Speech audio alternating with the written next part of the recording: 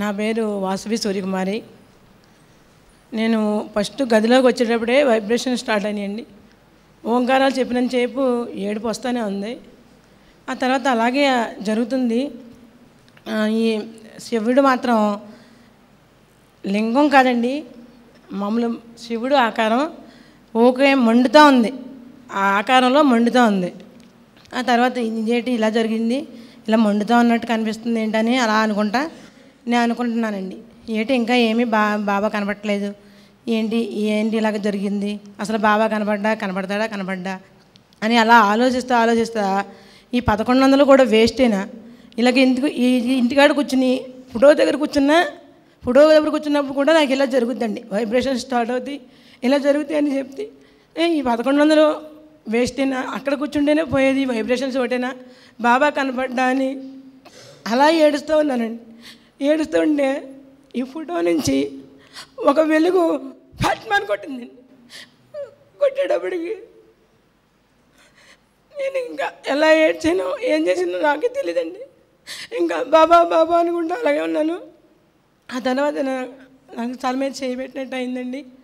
ఆ తర్వాత నాకు ఇన్ని అయినా కానీ నువ్వు బాబా స్పష్టంగా కనపడతలేదు, ఏంటో కొడుతున్నావు ఏం చేస్తున్నావు కానీ నాకు స్పష్టంగా నువ్వు కనపడట్లేదు, నువ్వు స్పష్టంగా కనపడాలి నాకు అని అలాగా ఏడుస్తూ కూర్చుండి తెల్లని బట్టలు వేసుకునండి, చేతిలో భిక్షాటన చేసినట్టు అది కూడా ఉంది, కర్ర కూడా ఉండి బాగా ముసలి వయసు అండి, 90 ఏళ్ళు 100 ఏళ్ళు పైనే ఉంటాయేమో.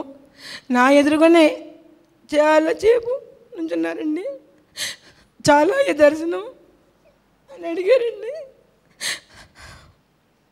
ఆ తర్వాత మళ్ళీ ఎవరో నా నెత్తి మీద చేయి పెట్టినట్టు అయిందండి. ఇదండి నా అనుభవం. ఈ అనుభవాన్ని ఇచ్చిన రమణానందయ్య గారికి, సాయిబాబా వారికి నా కృతజ్ఞత. నువ్వు చాలా గట్టిదానం అమ్మాయి. మొత్తానికి నీ బాధ భరించలేక బావ వచ్చి కనపడ్డాడు కదా. కనపడకపోతే బావ నా కనపడేవాడేమో కదా. నువ్వు బాగా ఏడుస్తున్నావు, నేను చూశాను. కనిపించండి చాలా ఈ దర్శనం అని అడిగారండి. ముందు మాత్రం ఇలా అనుకున్నప్పుడు మాత్రం వెలుగు చాలా పెట్టనని కొట్టినట్టు అయిందండి.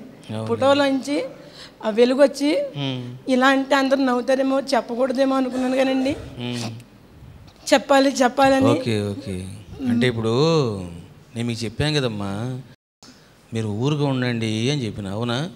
అంటే నీకు ప్రేమ ఉంది, ప్రేమతో పాటు కొంచెం కోపం కూడా ఉంది కదా. అంటే ఏంటి 1100 వేస్ట్ కదా, నేను ఇంట్లో కూడా కూర్చుంటే వస్తుంది కదా అని అనుకుంటున్నావు కదా. ఫస్ట్ నుంచి అలా అనుకున్నాను, ఏం జరుగుద్దో అనుకుంటున్నానండి. మరి అందుకనే ఆ వెలుగు కొట్టిన దానికండి నా మొహం మాడిపోయినంతగా బాగా వెలుగు బాగా కొట్టినట్టు అయిందండి. అది కొట్టేటప్పటికి అసలు ఇంకేం జరిగిందో కూడా తెలియదు. చూసారా బాబు, నేను మీకు చెప్తుంటా, ఎందుకంటే మనం సహనంతో ఉండాలా.